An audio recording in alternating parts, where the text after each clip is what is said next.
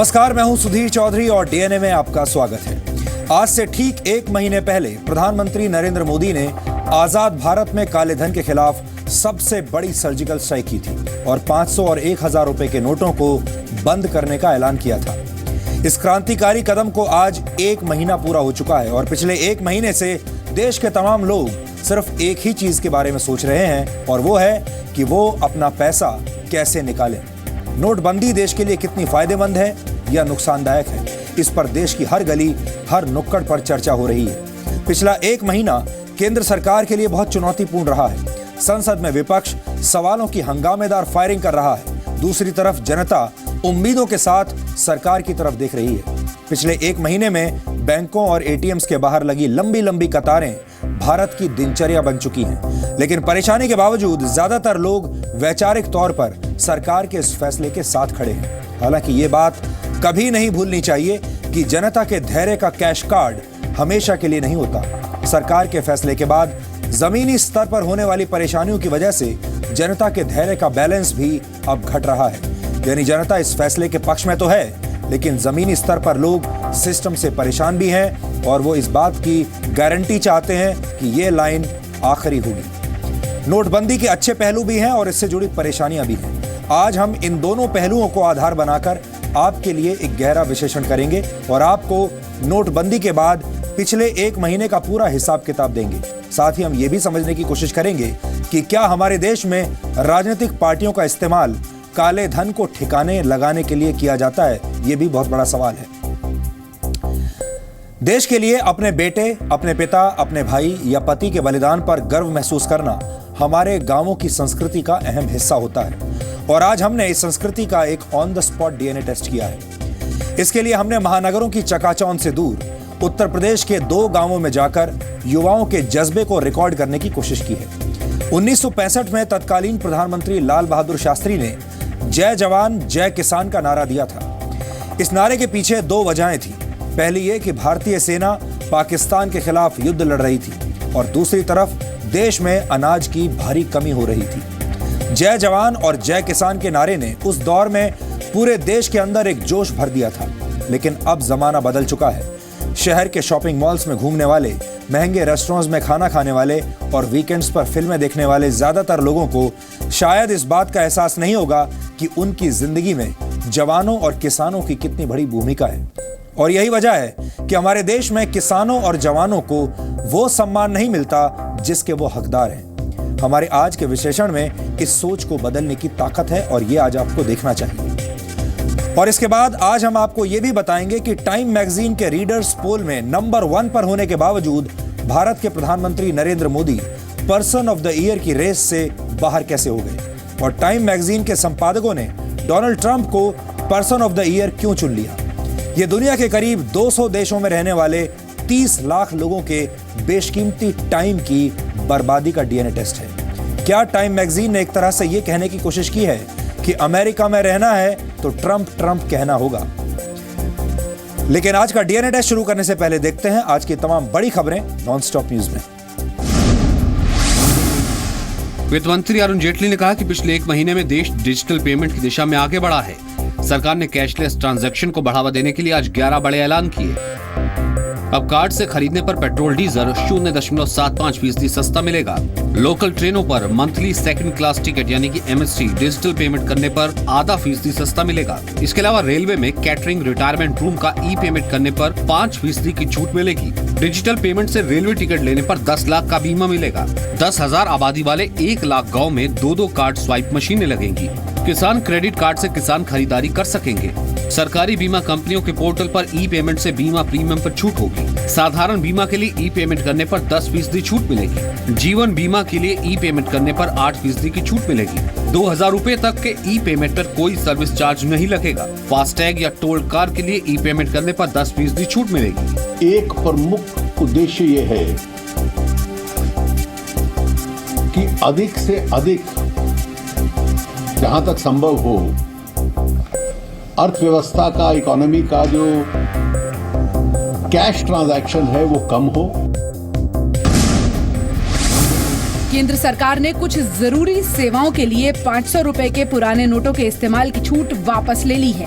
10 दिसंबर के बाद से रेल टिकट बुकिंग, IRCTC से खाने का ऑर्डर, सरकारी बस के टिकट और मेट्रो के टिकट खरीदने के लिए 500 रुपए के पुराने नोट का इस्तेमाल नहीं हो सकेगा। इसके अलावा बाकी जरूरी सेवाओं के लिए पुराने नोट के इस्तेमाल की छूट 15 दिसंबर तक जारी रहेगी। राष्ट्रपति प्रणब मुखर्जी ने संसद में लगातार हंगामा होने पर नाराजगी जताई है। राष्ट्रपति ने कहा कि विपक्ष का संसद की कार्रवाई को रोकना बहुमत को बंधक बनाने जैसा है। राष्ट्रपति प्रणब मुखर्जी ने ये भी कहा कि लोकतंत्र में बहस करने और राय रखने का हक सभी को है, लेकिन संसद की कार्रवाई को रोकना ठीक नहीं। Only minorities come to the well, shout slogans, stop the proceedings and create a situation where chair has no option but to adjourn the house. This is totally unacceptable. नोटबंदी को लेकर आज भी संसद के दोनों सदनों में इस मुद्दे पर कोई चर्चा नहीं हो सकी। हंगामे के बीच आज राज्यसभा में नेता विपक्ष गुलाम नबी आजाद ने कहा कि सरकार उन लोगों को सदन में श्रद्धांजलि क्यों नहीं दे रही जिनकी नोटबंदी के चलते मौत हो गई। हम चाहते थे कि इस सदन में उनको श्रद्धांजलि अर्पित की जाए। आप बैठ जाइए। लेकिन सरकार ने देखिए, आप बैठ जाइए। 100 से ज्यादा लोगों को श्रद्धांजलि अर्पित करने से इनकार किया। सरकार ने विपक्ष पर आरोप लगाया कि वो बहस से बचने के लिए लगातार गलत आरोप लगा रहे हैं। इससे कोई काला धन और बेईमान बचेगा नहीं और देश के गरीबों, देश के कमजोर तबकों के विकास के लिए विपक्ष ने आज संसद भवन परिसर में काला दिवस मनाया और संसद भवन परिसर में महात्मा गांधी की मूर्ति के पास खड़े होकर अपना विरोध जताया। किसी ने कहा कि ये प्रधानमंत्री का बहुत बोल्ड डिसीजन है। ये बोल्ड डिसीजन नहीं है, ये बिल्कुल बेकार डिसीजन है। राहुल गांधी जी का IQ लेवल तो पूरा देश जानता है। उनकी ऐसी टिप्पणी जो है वैसे भी लोग खारिज करते हैं। उनकी सारी टिप्पणी अपने पार्टी में भी और बाहर में भी, लेकिन कोई इनको सीरियस नहीं लेता है। प्रधानमंत्री नरेंद्र मोदी ने उन लोगों को शुक्रिया कहा है जिन्होंने भ्रष्टाचार, आतंकवाद, काले धन के खिलाफ सरकार के नोटबंदी के फैसले का समर्थन किया। पीएम ने ट्वीट किया, सरकार के फैसले से किसानों, व्यापारियों, मजदूरों को फायदा मिलेगा।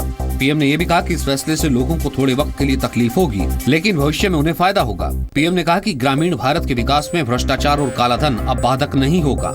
पीएम ने युवाओं से अपील की है कि कैशलेस ट्रांजैक्शन के एजेंट बनकर देश को भ्रष्टाचार मुक्त बनाएं। आयकर विभाग ने चेन्नई में मनी एक्सचेंज रैकेट का पर्दाफाश किया है। आयकर विभाग ने आज चेन्नई में अन्ना नगर और टी नगर समेत 8 जगहों पर छापेमारी की। छापेमारी में 90 करोड़ रुपए और 100 किलो सोना जब्त किया गया। जब्त किए गए 90 करोड़ रुपयों में 70 करोड़ रुपए के नोट नए हैं। इस मामले में आयकर विभाग की टीम ने शेखर रेड्डी, श्रीनिवास रेड्डी और प्रेम नाम के 3 व्यापारियों से पूछताछ भी की।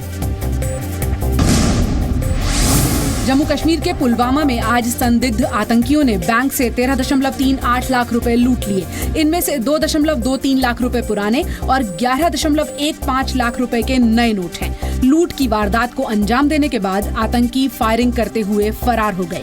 चश्मदीदों के मुताबिक इस लूट को 4 आतंकवादियों ने अंजाम दिया। सभी ने चेहरे पर नकाब लगाया हुआ था। कश्मीर में 1 महीने के अंदर बैंक लूटने की ये दूसरी वारदात है। इससे पहले 21 नवंबर को बडगाम के चरारे शरीफ इलाके से आतंकियों ने बैंक से 13 लाख रुपए लूट लिए थे।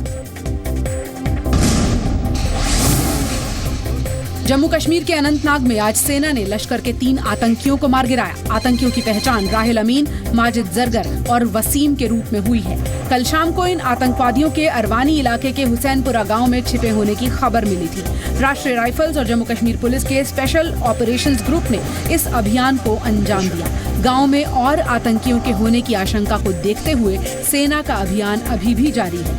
आतंकियों की मदद के लिए प्रदर्शन कर रही भीड़ को हटाने में एक प्रदर्शनकारी भी घायल हुआ है। लश्कर के आतंकियों के मारे जाने के बाद से तनाव को देखते हुए एहतियात के तौर पर बडगाम बनिहाल रेल रूट पर रेल सेवा को रोक दिया गया है। इसके अलावा अनंतनाग जिले में इंटरनेट सेवा बंद कर दी गई है। BSNL के अलावा बाकी मोबाइल सेवाएं भी रोक दी गई हैं।